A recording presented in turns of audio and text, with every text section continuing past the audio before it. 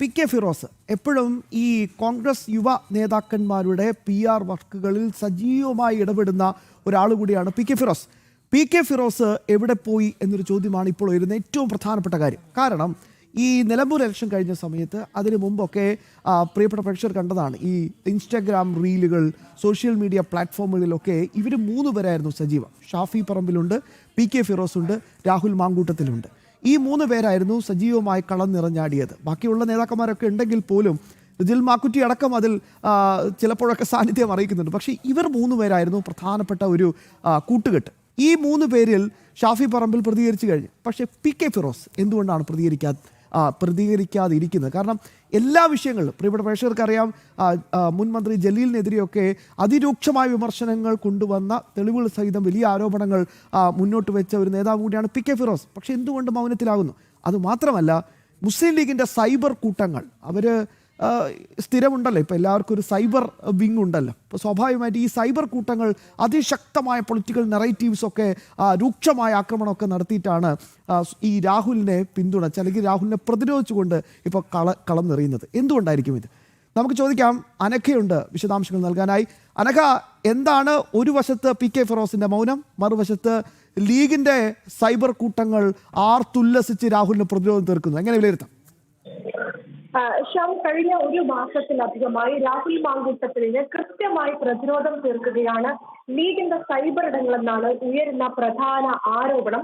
ഒന്നും രണ്ടുമൊന്നുമല്ല, 6000-ലധികം ലീഗ് പ്രൊഫൈലുകളും അതുപോലെ തന്നെ വിവിധ വാട്സപ്പ് ഗ്രൂപ്പുകളിലുമാണ് രാഹുൽ മാങ്കൂട്ടത്തിലിനെ അനുകൂലിച്ചുകൊണ്ട് പോസ്റ്ററുകൾ പ്രചരിക്കുന്നത് എന്നുള്ളതാണ്. മറ്റൊന്ന്, കോൺഗ്രസും യൂത്ത് കോൺഗ്രസും സൈബർ ഇടങ്ങളിൽ രാഹുലിനെ അനുകൂലിക്കാൻ മടിക്കുന്ന സമയത്താണ് യൂത്ത് ലീഗിന്റെ സൈബർ ഇടങ്ങൾ വലിയ രീതിയിൽ ഇത്തരത്തിൽ ക്യാപ്സൂളുകളും പൊളിറ്റിക്കൽ നരേറ്റീവുകളുമായി സോഷ്യൽ ഇടങ്ങളിൽ സജീവമാകുന്നത് എന്നുള്ളതാണ്. ഈ വടകരയിൽ ഷാഫി പറമ്പിൽ സ്ഥാനാർത്ഥിയായി മത്സരിച്ച സമയത്ത് അന്ന് 200-ലധികം ഗ്രൂപ്പുകൾ ഷാഫി പറമ്പിലിന്റെ പ്രചരണത്തിനായി ഉപയോഗിച്ചിരുന്നു.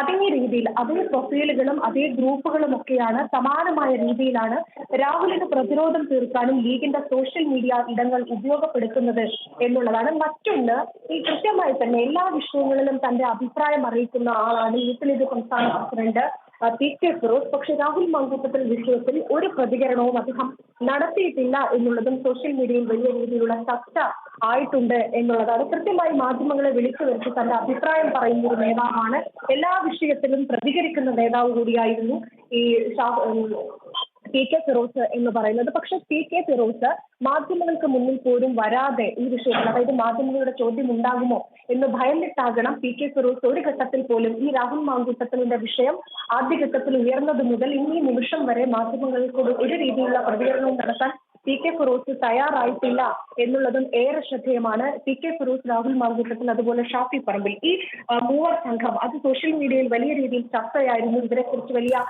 ഫാൻസ് ഒക്കെ സോഷ്യൽ മീഡിയയിലൊക്കെ ഉണ്ടായിരുന്നു. അതുകൊണ്ട് തന്നെ ഈ ലീഗിന്റെ സൈബർ ഇടങ്ങളിൽ ഈ രീതിയിൽ രാഹുൽ മാങ്കൂട്ടത്തിനെ പ്രതിരോധിച്ചും വെള്ളപൂശിക്കൊണ്ടും പ്രചരണം നടത്തുന്നത് പി.കെ. ഫിറോസിന്റെ ഒക്കെ ഒരു താല്പര്യപ്രകാരമാണ്.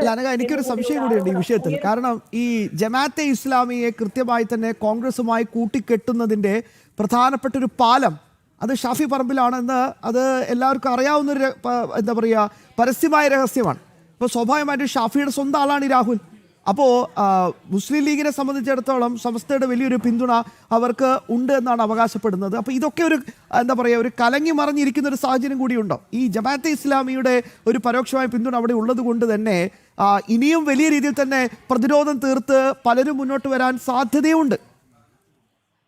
തീർച്ചയായും ശ്യാം, അതായത് കൃത്യമായി തന്നെ രാഹുൽ മാങ്കൂട്ടത്തിൽ വിഷയത്തിൽ ഒരു വിഭാഗം രാഹുലിനെ പിന്തുണച്ച് സൈബർ ഇടങ്ങളിലാണെങ്കിലും പൊതു ഇടങ്ങളിലാണെങ്കിലും വാട്സപ്പ് ഗ്രൂപ്പിലാണെങ്കിലും രംഗത്തെത്തുന്നുണ്ട് എന്നുള്ളതാണ്. അവരെ കൃത്യമായി ഇടകേറി പരിശോധിച്ചു കഴിഞ്ഞാൽ അതിന് കൃത്യമായി ജമാഅത്തെ ഇസ്ലാമിയുമായ ഒരു ബന്ധമുണ്ട് എന്ന് ഓരോ പോസ്റ്റിൽ നിന്നും അത് ലൈക്ക് ചെയ്യുന്നവരുടെ അല്ലെങ്കിൽ ആ രീതിയിൽ പരിശോധിച്ചു കഴിഞ്ഞാൽ കൃത്യമായി മനസ്സിലാക്കുന്ന ഒരു കാര്യം തന്നെയാണ്. അതുകൊണ്ട് തന്നെയാണ് ഈ കോൺഗ്രസ് ഇവിടെ തന്നെ അത് കൃത്യമായി പ്രസക്തമാണ്. കോൺഗ്രസും യൂത്ത് കോൺഗ്രസും രാഹുലിനെ വെള്ളപൂശാൻ മടിക്കുന്നിടത്താണ് ലീഗിന്റെ സൈബർ ഇടങ്ങൾ രാഹുലിനെ കൃത്യമായി വെള്ളപൂശിക്കൊണ്ട് പ്രൊഫൈലുകൾ ഇറക്കുന്നത് എന്നുള്ളതാണ്. മാത്രമല്ല ഇതിനു വേണ്ടി നേരത്തെ ഞാൻ സൂചിപ്പിച്ചതുപോലെ 6000-ലധികം സൈബർ ഹാൻഡിലുകളാണ് ഉപയോഗിക്കുന്നത് എന്നുള്ളതാണ്. യൂത്ത് ലീഗിന്റെ ഭാരവാഹികൾ അല്ലെങ്കിൽ യൂത്ത് ലീഗിലെ ഒരു വിഭാഗം നേതാക്കൾക്ക് ഇതിനെതിരെ വലിയ രീതിയിലുള്ള വിമർശനം ഉണ്ട് എന്നുള്ളതാണ്. ആ വിമർശനം ഉള്ള ഈ ഘട്ടത്തിൽ പോലും രാഹുൽ മാങ്കൂട്ടത്തിന് യൂത്ത് ലീഗിന്റെ ഭാഗത്ത് നിന്ന് സൈബർ ഇടങ്ങളിൽ നൽകുന്ന പിന്തുണ